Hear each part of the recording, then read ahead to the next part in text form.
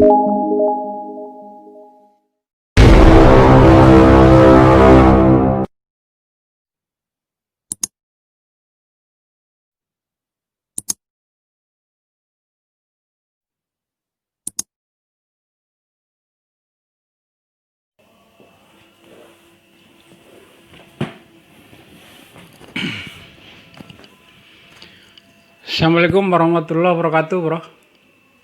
Selamat berjumpa kembali di Raider Hijau, channel yang sangat cihu ini, bro.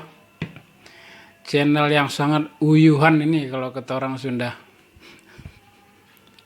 Jadi, apa kabar kalian semua, bro? Mudah-mudahan kalian sehat walafiat ya di tengah kondisi yang masih gonjang-ganjing ini. Oke, bro, di kesempatan kali ini kita ada di sesi kipas. Ya, kisah-kisah perjalanan seram yang baik yang saya alami sendiri ataupun barangkali nanti ada dari subscriber yang berkenan mengirimkannya pengalaman yang perjalanan seramnya di email aja, bro, di sini. Oke, sebelum saya menceritakan pengalaman saya ini, tentu tidak bosan-bosannya saya minta dukungan dengan cara subscribe, like kalau suka, share kalau perlu. Sekarang ditunggu, bro. Oke, thank you. Oke, langsung aja kita ke pengalaman seram saya, perjalanan saya. Jadi seperti yang kalian cek di video ini, di channel ini ada perjalanan saya yang ke Bayah via Citorek. Dan itu meninggalkan catatan yang cukup mistis buat saya, bro. Yang seram. Jadi memang jalur Bayah via Citorek itu adalah jalur yang sangat akhir-akhir ini, yang sebelum saya melakukan perjalanan itu memang saya merindukan jalur itu, bro. Karena sekali dua pernah saya melewati jalur itu dan kerinduan akan jalur itu kembali memaksa saya untuk ke sana, memanggil saya lah gitu ya. Dan makanya di pertengahan September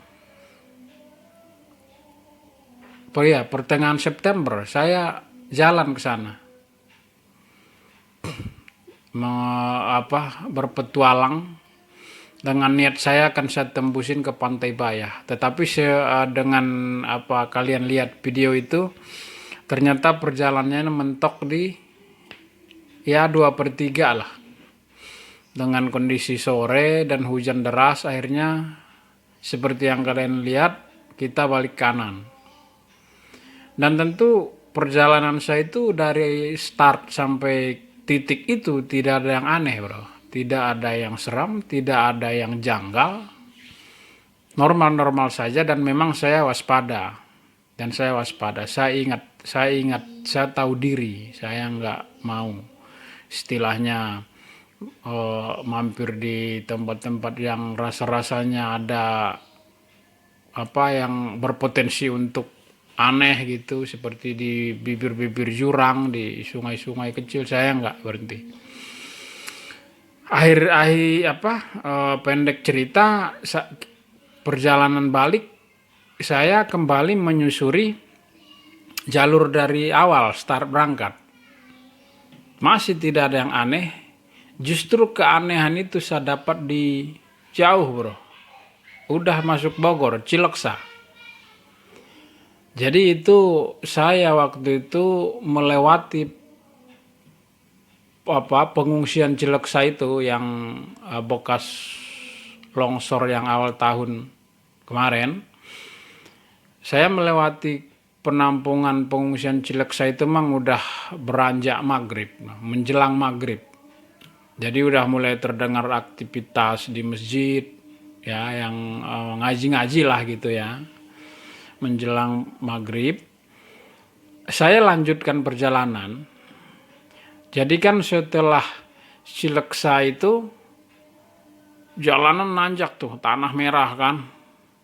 Nah, tanah merah nanjak makadam dan kondisi jalan basah, mungkin siangnya hujan ya. Jadi saya berhentilah di satu bukit setelah tanjakan yang cukup ekstrim. Itu bukit itu ditanami dengan albasia.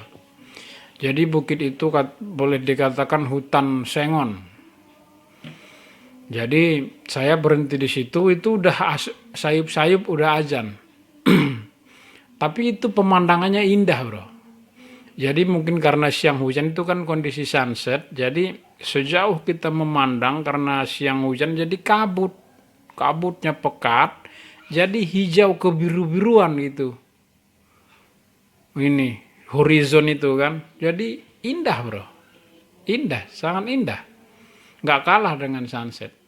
Akhirnya saya terpesona di situ, saya mandang-mandang. Waktu itu saya bikin video kecil kok, video pendek. Disitulah ternyata awal keanehan yang saya rasakan itu. Jadi setelah dalam menikmati pemandangan itu, saya buang air kecil, bro, ceritanya. Jadi buang air kecilnya juga saya lihat-lihat. Saya pilih tempat ke semak-semak yang saya rasa pantas lah saya di situ. Saya permisi kok, bismillah. Jadi masih normal, saya habis buang air kecil, saya kembali ke motor. Di situ udah mulai muncul lah keanehan itu, bro. Dan perasaan saya pas nyampe dekat motor tuh udah agak ganjil. Perasaan saya aneh aja. Dan bulu kuduk saya udah meremang. Memang kuduk saya nggak sampai dingin gitu, tapi udah mulai berdiri bulu kuduk. Apa yang saya rasakan di situ, bro? Bau sabun. Jadi di alam bawah sadar saya itu seolah-olah berdiri di samping kamar mandi kampung yang terbuat dari bilik gitu, yang setengah jadi atasnya terbuka. Seolah-olah saya berdiri di sampingnya, dan bau wangi sangat santer sekali. Bau orang keramas, dan bau itu familiar di hidung kita. Kalau itu bau sabun gitu, bau sampo gitu loh. Entah merek apa, tapi kayaknya kenal banget gitu. Itu yang saya rasakan di situ. Dan saya merinding. Tapi merindingnya saya itu bukan nggak sampai buat saya panik, tapi saya sampai istighfar. Astagfirullah, ya Allah, apa ini? Itu yang saya rasakan di situ, bro. Jadi seolah-olah saya di samping orang lagi mandi, cuman suara air ini aja nggak kedengaran orang mandi gitu. Akhirnya dengan sangat tenang saya nyalain motor, saya jalan, bismillah. Turun ke bawah bukit itu, hujan mulai gerimis. Apa yang saya dapat lagi pas di bawah? Jalan-jalan darurat ya, jalan-jalan yang pengalihan jalan karena longsor ya. Jadi campur tanah, campur aspal juga, kadang aspal kadang enggak. Jadi yang saya rasakan di situ, saya selalu berusaha dibelokkan. Setiap persimpangan saya bingung. Akhirnya saya setiap persimpangan tuh stop, bro. Saya takut salah jalan. Takutnya salah belok, nanti saya panik. Tadi saya mengalami berdiri di samping orang yang mandi lagi keramas. Kalau salah jalan sampai saya salah belok, malah ke kebun, ke hutan, malah nanti saya yang dikeramasin kan. Gitu, bro. Di situ saya baru ingat tuh, baru saya ceritakan ke kalian. Ada satu metode yang sangat jitu kalau kita mengalami kepanikan dan kehilangan orientasi di medan petualangan, baik itu hutan, pendakian gunung. Itu dulu waktu kuliah di diklat SAR kita dapat tuh metodenya, namanya stop. Stop itu sit, thinking, observe, plan. Makanya di setiap saya persimpangan bingung mana yang jalan pulang, mana yang jalan ke kebun, saya berhenti dulu motor, saya sorot dulu. Oh, ini jalan yang paling besar, ini jalannya. Itu berguna sekali, bro. Saya selalu mengaplikasikan metode stop itu di setiap perjalanan saya. Makanya kalian orang, kalau kalian berekspedisi mendaki gunung kemanapun Anda berpetualang, kalau kalian kehilangan orientasi medan, bingung, nggak tahu arah, halusinasi, panik, stop. Sit, think, observe, plan. Biar nggak semakin jauh nyasarnya, nggak semakin fatal. Makanya nggak heran orang pendaki gunung itu sering nyasar ya, karena itu fisik lelah, psikis udah goyah, jalan yang harusnya belok lurus saja, atau sebaliknya jalan yang harusnya lurus belok kanan dia kan, makanya nyasar, diketawain lah sama penunggunya kan, dikerjain. Jadi itu, bro, di situ saya selalu stop. Makanya sampai di kampung di Sukajaya baru saya istirahat di situ, benar-benar saya merasakan, oh, ngeri juga ternyata tadi itu. Untung saya lawan terus pikiran saya tekad saya kuat terus, harus jalan terus, harus nyampe kampung nih. Makanya setiap persimpangan tuh saya bingung, ini jalannya yang mana. Untung saya nggak panik. Coba kalau ngegas terus ngebut, belok aja udah kan, udah keramas kita kan. Makanya itu satu di Sukajaya saya merenung sambil minum teh di warung tuh. Waduh, itu tadi fatal juga tuh kalau saya panik. Makanya kesimpulan yang saya ambil dari situ, selalu kalau mengalami hal-hal yang di luar nalar, aneh, mistis, goib, jangan panik, bro. Istighfar, ingat Tuhan. Dan jalan harus selalu kita orientasikan dengan benar. Itu pengalaman yang pertama. Pengalaman yang kedua, saya terakhir jalan ke Nirmala. Kalian bisa lihat videonya sebelum ini. Ingat, saya kan ngomong pas di atas kebun teh di bukit itu kan, kita mengalami insiden kecil, motor jatuh sampai celana robek. Ya kan? Kalau kalian tonton videonya, pasti saya ada sebut kata-kata itu. Itu ada ceritanya, bro. Cuman di sepanjang perjalanan itu sampai pulang saya keep silent itu. Dengan niatan saya, nanti kalau saya ada waktu, saya akan ceritakan ke kalian orang pengalaman saya. Itu. Jadi makanya di closing video kan saya bilang kan, bro, hujan semakin deras, kita akhiri petualangan di Nirmala, kita takutnya kabut jam 4:30, kita masih menembus hutan Taman Nasional gitu kan. Jadi ceritanya begini. Jadi perjalanan saya ke Nirmala itu memang saya niat buat konten ya. Makanya saya nggak goyah niat saya itu. Walaupun saya diberikan pengalaman. Jadi sebenarnya keanehan itu udah mulai saya rasakan di gerbang Latpur Brimob. Ya, jadi di situ saya ambil momen, saya rekam. Jadi kan saya solo, karena solo, saya bawa tripod kaki 3 yang panjang. Jadi setiap saya ngambil momennya itu, karena solo kan saya taruh dulu nih tripodnya di posisi yang pas lah gitu ya, angle-nya ya, biar dapat semua. Dan kelihatan saya jalan naik motor, nanti saya edit gitu, hasilnya seperti yang kalian lihat. Nah di situ saya posisikan tripod di tempat yang agak rata, yang kira-kira kuat dia, karena kakinya 3. Saya klik record, rekam kan, jadi saya lari tuh, nyalain motor, melintas gitu kan. Nah, pertama kali saya nyalain rekam, saya baru 3-4 langkah menuju motor, jatuh tripodnya. Padahal kakinya 3 loh. Itu saya belum parno. Kok jatuh? Oke, saya benerin lagi. Saya bener lagi yang kedua kali, setelah semuanya udah oke lagi, saya rekam lagi, saya lari ke motor, baru saya starter motor, itu tripod jatuh. Nggak ada angin. Tapi memang mendung. Kondisi itu masih siang.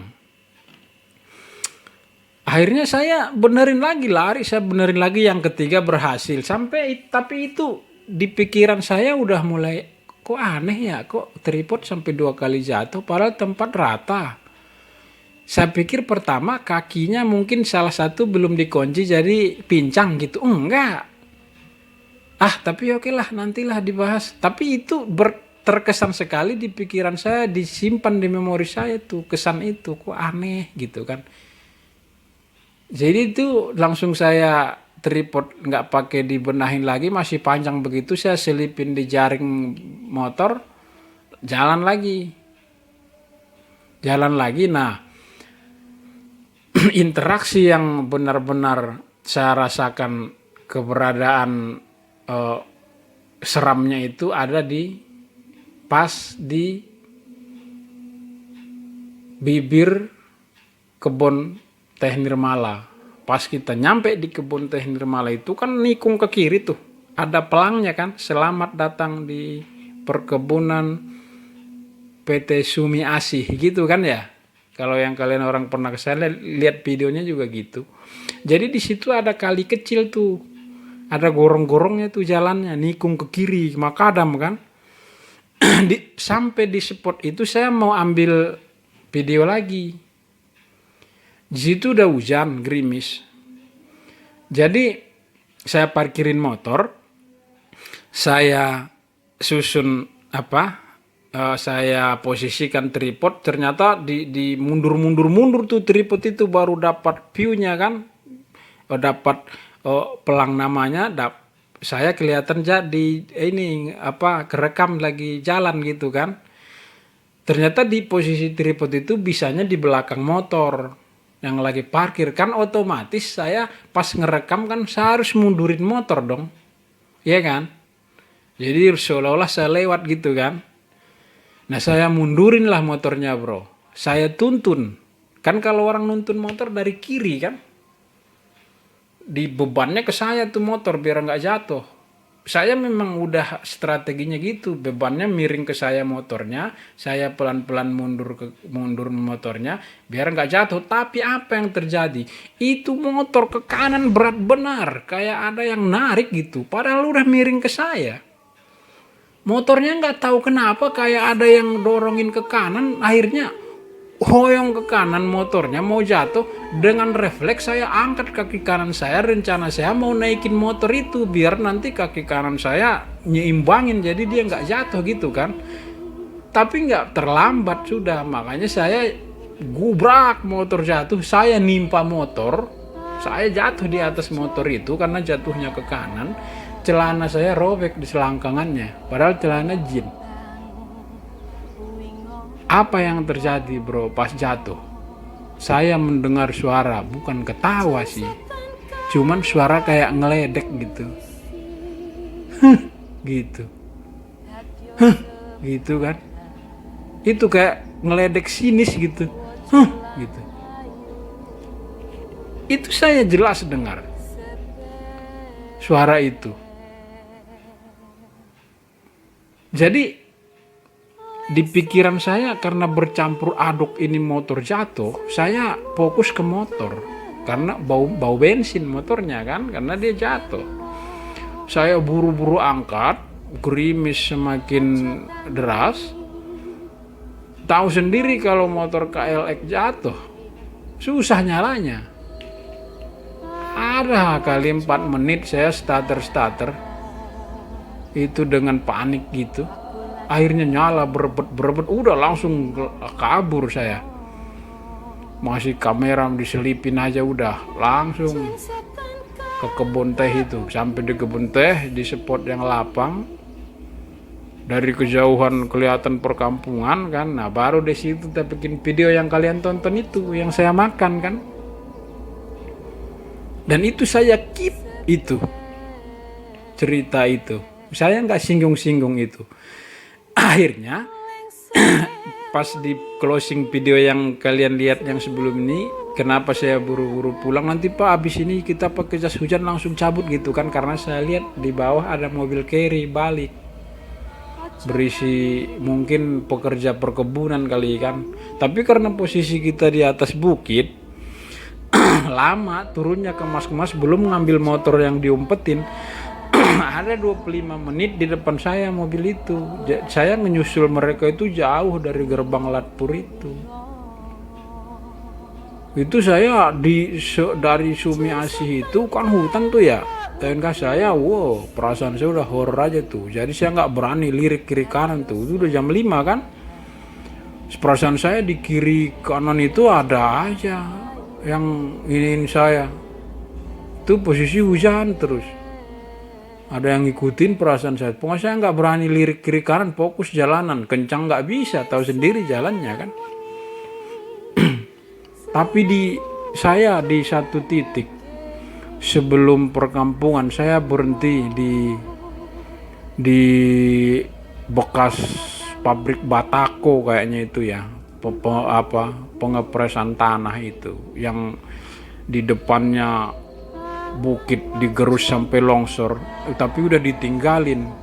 Jadi semua udah karatan sengnya. Saya berhenti di situ membenahi handphone saya, kamera segala macam biar nggak hujan kan udah agak deras enggak, tapi bikin basah. Di situ udah kira-kira 6:30 lah, tapi masih terang-terang gitulah. Saya benah-benah di situ pas. Jadi kan posisinya jurang tuh di belakangnya, jadi sama dia dibikin tiang-tiang di bambu itu disusun jadi lantainya gitu. Jadi di bawah kita tuh jurang. Saya lihat di bawah ada bangunan, kalau yang saya analisa itu kandang ayam, kayaknya itu peternakan ayam. Makanya saya agak berani di situ. Cuman kondisi bangunan itu memang karatan, udah pokoknya seram juga lah dengan kondisi jam segitu. Akhirnya tapi saya lagi benah-benah ada bunyi gitu, mendesis-desis kan di bawah kan. Waduh, apaan ini kan? Karena di bawah kandang ayam itu jauh juga kandang ayamnya, cuman di balik-balik pohon itu kita lihat kok dia ada asap kan, berarti ada orang. Saya berani ngelihat apa yang mendesis-desis itu kan. Saya injak bambu lantainya, saya takut ambrol. Terus saya jatuh ke jurang itu kan. Saya intip, oh ternyata selang air bocor, jadi dia menyemprot itu yang bunyi desisan. Oh aman. Saya terusin benah-benah, ada suara jatuh jadi dia di bangunan itu masih ada kamar, ruangannya mungkin dulu kantor ya, dari seng gitu, tapi karat semua. Gedubrak gitu di dalam kamar itu, dalam ruangan itu. Saya sampai kaget, ngomel saya bro. Hei, saya bilang, saya cuma numpang neduh, saya nggak ngapa-ngapain, saya bilang. Saya nggak usil, saya bilang. Numpang ya, saya bilang. Setengah kesal saya itu, kaget saya kan. Akhirnya nggak lama kemudian ada bapak-bapak lewat, senyum ke saya, dia mau naik, dia bawa belanjaan deh kayaknya, kayak kardus Indomie apa gitu, mungkin dia dari desa Curug Bitung kali, belanja buat di kampung atas kali, warung kan, yang dari dekat Curug Antin itu kan ada rumah tuh. Dia senyum ke saya tuh. Pas dia lewat saya buru-buru turun. Nah, ada satu keanehan lagi bro. Ternyata yang saya dari Nirmala itu, rem belakang motor saya itu nggak fungsi. Malah saya nggak tahu. Saya nggak tahu itu. Saya taunya di rumah. Udah 4 hari kemudian. Jadi kan 2 hari itu saya taruh motor, 2 hari kemudian baru saya cuci. Udah saya cuci, saya taruh lagi. Udah 2 hari kemudian saya ingat, oh motor belum dipanasin, udah 4 hari. Saya panasin tuh motor. Saya nyalain, saya ke depan beli makan. Sampai di jalan raya, ternyata rem belakang tuh nggak bisa. Di handle remnya diinjak mentok di besi. Saya turun, saya lihat. Ternyata footstepnya bengkok. Motor trail kan gitu. Kalau footstepnya bengkok ke dalam, inian remnya itu, tuasnya itu mentok di besinya kan. Ternyata saya ingat-ingat, mungkin yang saya jatuh di Nirmala itu, yang disinisin penghuninya kan. Ternyata saya pulang nggak pakai rem belakang nih, saya dalam hati saya. Kok saya nggak nyadar gitu. Gitu bro. Sampai hilang inian saya tuh, fokus saya sampai mana hujan terus tuh saya pulang itu. Lihat liang kan, lihat sampai hujan gede itu. Oh selamat, alhamdulillah saya. Horor bro, horor itu. Kalau saya, wah setelah kita sih, kalau saya sih mikir jadi makin merindingnya begitu nyampe enggak saat di TKP gitu loh. Karena saat di TKP kan kita orientasinya beda, nyelamatin motor lah apalah kan. Jadi nggak terlalu fokus ke suara itu, cuman kesannya itu tersimpan benar di memori kita kan, dalam bawah sadar kita. Makanya pas diingat-ingat lagi, dianalisa kayak yang di Cileksa, saya di Sukajaya baru ingat-ingat lagi, baru saya merinding parah kan. Nah yang di Nirmala juga saya nyampe rumah baru saya mikir lagi, oh ya parah tuh tadi tuh. Nah tapi bro, yang saya petik dari setiap pengalaman mistis saya itu selalu menambah ini ya, rasa spiritual saya makin naik gitu. Jadi saya jadi mungkin karena campur takut, jadi saya tambah rajin sholat gitu, karena ya buat kita berlindung kepadanya kan. Itu saya. Habis kalau di tengah hutan itu kita minta tolong sama siapa kan? Kecuali kepada sang pencipta kan. Jadi itu yang saya petik. Kalian orang juga saya harap begitu. Setelah kalian mengalami kejadian-kejadian yang aneh dan yang berkesan kalian itu kecil gitu kalau di alam, nah kita semakin ingat kepada Tuhan gitu kan. Mudah-mudahan begitu ya bro. Jadi dimanapun kita berada, kita selalu terlindungi gitu kan, dengan niat baik kita. Saya nggak takut. Kalau saya dengan pengalaman itu saya nggak takut.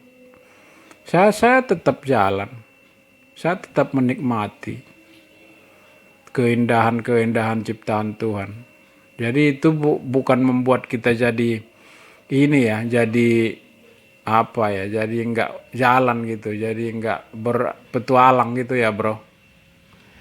Jadi itu pengalaman saya yang bisa saya sharing ke kalian. Mudah-mudahan pengalaman-pengalaman yang saya alami, cerita saya, dan mungkin kalian juga mengalami, baik itu intensitas kecil ataupun besar, itu akan kita jadikan sebagai bahan untuk berkontemplasi lah bro, berintrospeksi, merenung, oh iya Tuhan Maha Kuasa. Itu bro. Jadi saya rasa itu yang bisa saya ceritakan di video kali ini. Mudah-mudahan dengan berbagai pengalaman itu kita semakin mawas diri bro. Saya rasa teguran yang di Cileksa itu teguran kecil buat saya, karena saya buang air kecil di situ. Kalau tegurannya fatal, saya salah buang air kecil situ, pasti saya diganggunya dengan penampakan, dengan suara, atau bahkan dengan sentuhan-sentuhan. Tuh itu cuma bau wangi orang mandi, apa memang itu kamar mandinya, apa saya nggak tahu. Dan dari Nirmala saya di situ, mungkin karena saya juga niatnya lurus bikin konten ke situ, memang agak iseng juga sih jauh bikin konten, tapi ya itulah bro. Dan pulangnya ternyata saya nggak pakai rem, cuman rem depan doang, kan horor juga ya. Tapi itulah bro, sekelumit pengalaman saya yang bisa saya bagi ke kalian. Mudah-mudahan dengan cerita ini kembali lagi kita semakin mawas diri dan semakin dekat kepada yang pencipta. Oke bro, terima kasih atas dukungan kalian. Terima kasih sudah mengikuti channel saya. Mudah-mudahan ke depan channel ini semakin memberikan hiburan-hiburan yang lebih positif. Sampai jumpa di next video. Bye-bye. Assalamualaikum.